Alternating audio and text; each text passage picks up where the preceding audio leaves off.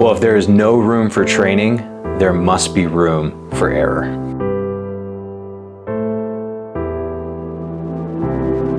Hey, I'm Pastor Matt here with your Missionary Pathway Mission Insight. And if these insights are helpful for you, click subscribe to the YouTube channel and take an opportunity to like and share it when you find it particularly beneficial. And today's insight actually comes from my brilliant wife, Liza. She has worked in the fashion industry for a while, and when she started going back to work after we had our kids, I noticed a theme that she picked up on. Whether she was working for a mid-sized company or a really large company, what she found was oftentimes training on the systems and processes in that company, even on the basic practices the company digs into, is often lacking. And because it's lacking, oftentimes there are errors where there shouldn't be errors. And she came up with this phrase, and I thought it was brilliant. She just basically said, after experiencing this a few times, look, if there's no room for training, you must make room for error. And that is a reality. Look, whether you're talking about a for-profit company, a not-for-profit, or a church ministry, if you don't make room for training, then you need to expect the errors that are going to come from people who aren't trained in your systems or your culture or the way that you all do what it is you do. It doesn't matter whether you're training somebody new who has never worked in the field before, or you're training somebody who has tons of experience. You still need to make time for training in your culture and your systems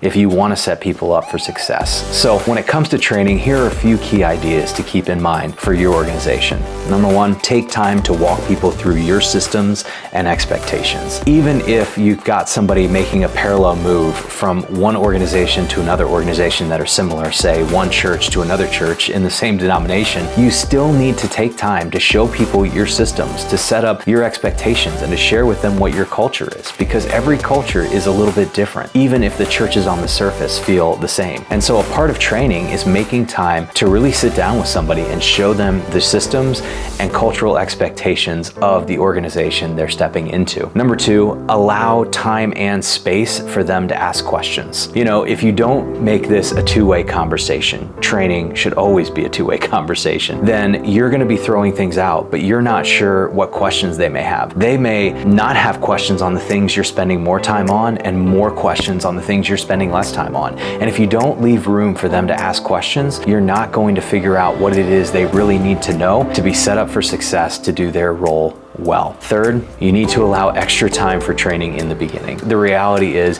it takes everybody some time to get up to speed. I don't care whether you have a lot of experience in an organization or this is your first job in an organization. For-profit, not-for-profit ministry, it doesn't matter. People need time, and you need to allow more time for training in the beginning so that people can really understand what it is they're supposed to be doing and how it's been done, so that they can eventually make improvements. And that's probably the fourth thing. You know, training is not simply about showing the way we do it and never changing that. You need to give people space to improve the process and the systems. Give people space to improve the processes and the systems, because the reality is one of the biggest assets to somebody coming in new to an organization, a nonprofit, or a ministry is they have fresh eyes. They see the things you can't see anymore because you're just used to living in them. And there are some things that could work so much better. We're just unaware of how they could work. And so when you bring people in and you don't simply train them, but as they are being trained, you give them opportunities to ask questions, to push against a few things in the system, and to even suggest some improvements, the whole organization becomes better. Allow time and space for training so that you don't have to see as many errors come when it comes to bringing new people on,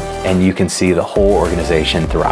I hope this mission insight was helpful for you. If this was helpful for you, click like and subscribe. Share it out with somebody else that could use this mission insight. And if you'd like some great resources on learning how to do things like training, check out some of the trainings that we have available. You know, things like mindset shifts is a great way to learn about that, our Discovery Bible Study training, or even our Missionary Pathway training. Those are all great examples of how you can intentionally walk somebody through a training process to teach them how to do the things that you want them to do in your organization. So I hope this was helpful for you. If it was, get an opportunity to check this out and check out some of the other mission insights on the Kairos Network YouTube, and I'm looking forward to seeing you on our next Mission Insight.